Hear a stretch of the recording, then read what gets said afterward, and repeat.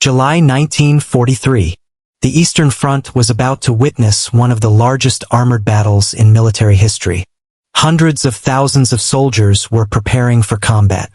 Thousands of tanks and armored vehicles were gathering. The German army was planning a major offensive against the Soviet Union. The target was a large Soviet-held area around the city of Kursk. German commanders hoped to destroy Soviet forces, regain the initiative and reverse the damage caused by the defeat at Stalingrad. But the Soviets were waiting, and this time they knew the attack was coming. After the disaster at Stalingrad, Germany needed a major victory. The German military still possessed powerful tanks, experienced officers and highly trained soldiers. New weapons were also entering the battlefield. Among them were the Panther and Tiger tanks. German commanders believed these vehicles could give them an advantage. But the Soviets had spent months preparing their defenses. They built enormous defensive systems around the Kursk salient. Mines were buried across the countryside. Anti-tank guns were positioned in depth. Trenches were dug. Artillery was placed behind defensive lines. Reserve troops were positioned farther back. The Soviet plan was simple but extremely difficult. Allow the German attack to enter the defensive zone. Slow it down. Destroy as many tanks as possible. Then launch a counteroffensive.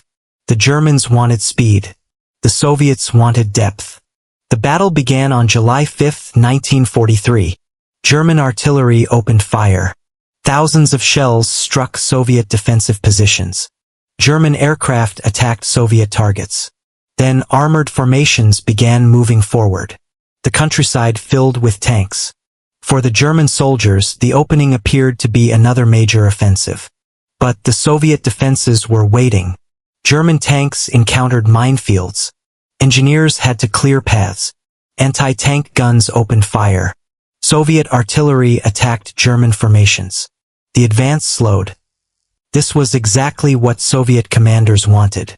The German army had to fight through one defensive line after another. The battlefield had been carefully prepared. Behind the first line were more trenches. Behind those were more artillery positions. Then additional anti-tank defenses. The Germans could capture one position only to discover another waiting behind it. This made the attack increasingly expensive. The terrain around Kursk was relatively open compared with Stalingrad. That meant armored formations could operate in large numbers. But the Soviet defensive system turned the countryside into a massive obstacle. Minefields created gaps and forced tanks into narrow corridors. Those corridors could then be targeted by artillery and anti-tank weapons. German commanders pushed forward. But every kilometer became harder.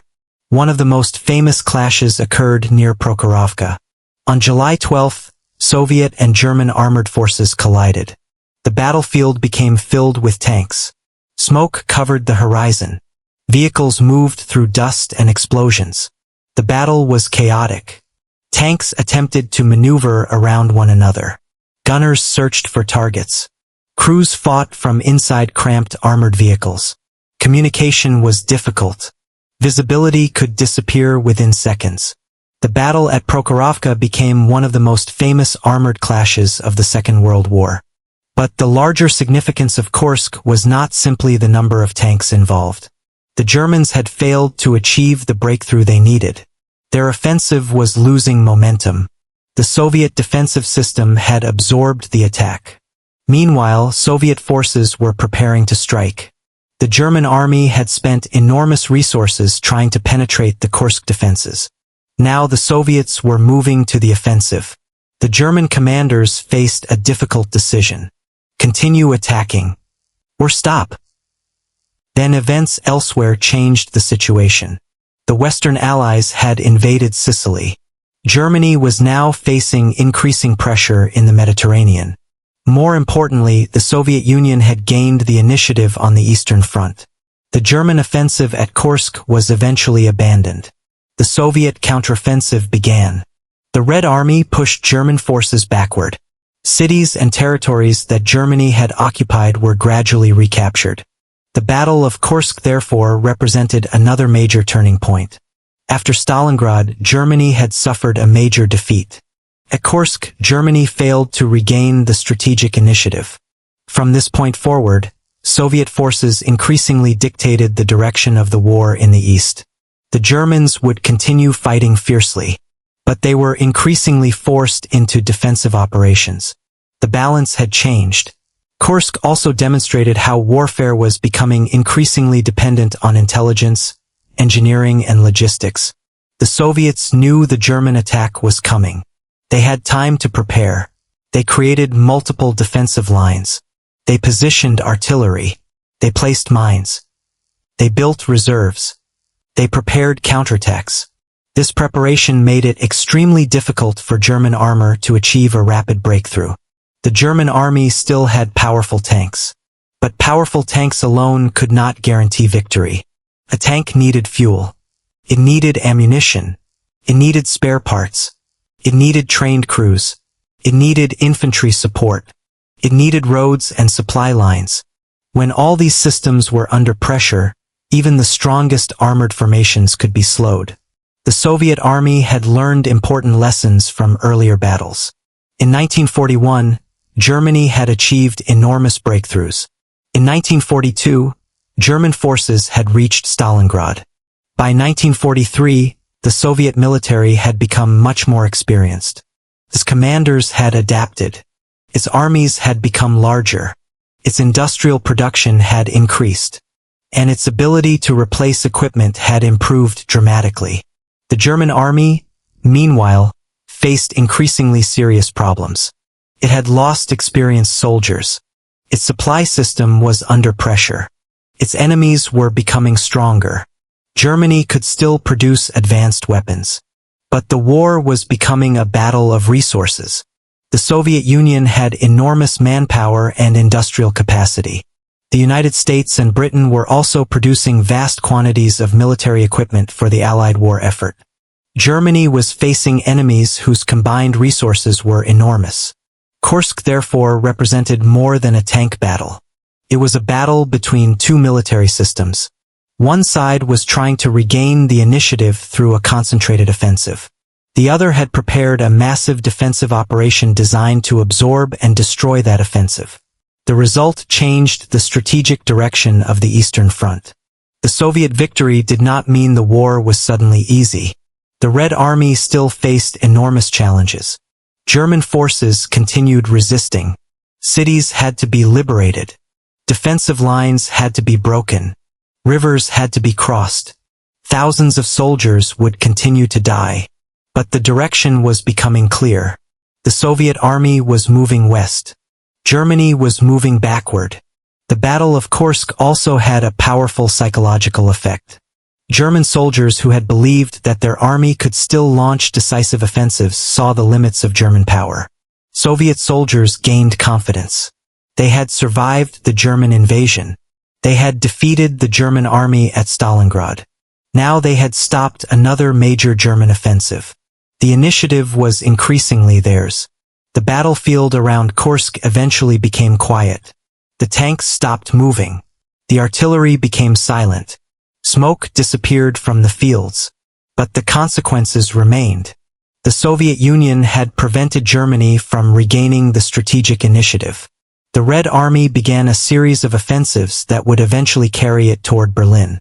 Germany would continue fighting for almost 2 more years. But the great German offensives in the Soviet Union were largely finished. The war had entered another phase. The German army would still win individual battles.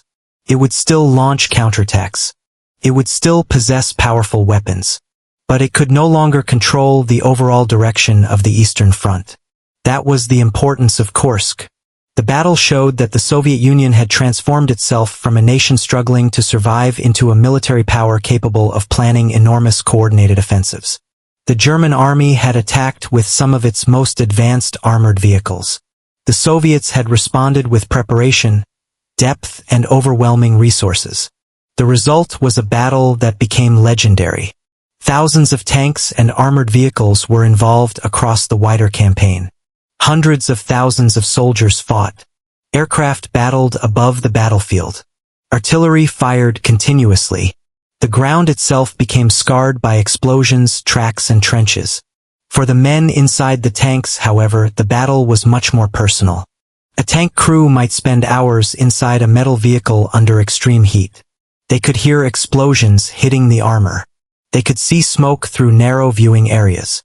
The crew depended on each other. One mistake could be fatal.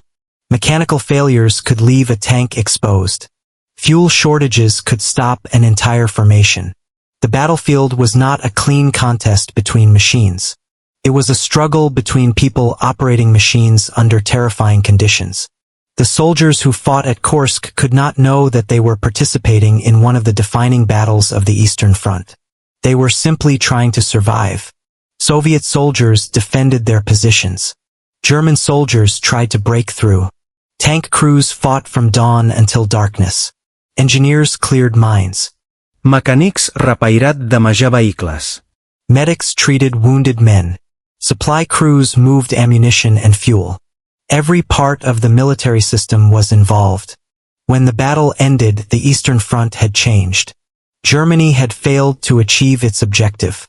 The Soviet Union had survived another major German offensive. And the Red Army was ready to move forward. The road to Berlin was still long. Millions more would die before the war ended. But Kursk marked an important moment when the strategic balance became increasingly difficult for Germany to reverse.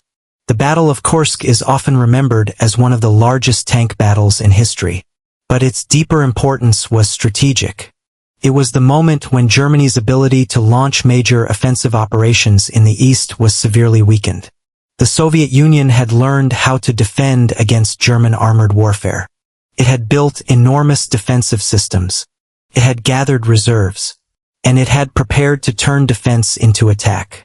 After Kursk, the Red Army continued moving west.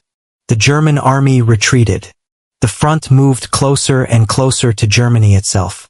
2 years after the Battle of Kursk, Soviet troops would fight in the streets of Berlin. The war that had begun with the German invasion of the Soviet Union in 1941 would end with German forces defending their own capital. Kursk was one of the major steps between those two moments. The fields around Kursk may have looked ordinary before the battle. But in the summer of 1943, they became the stage for one of the greatest armored confrontations in history. Thousands of machines entered the battlefield. Smoke covered the horizon. The ground shook under artillery fire. And when the fighting ended, the German army had failed to break through. The Soviet Union had held. Then it moved forward. That was the real significance of Kursk. It was not simply the battle where tanks collided. It was the battle where the strategic momentum of the Eastern Front continued to shift permanently toward the Soviet Union.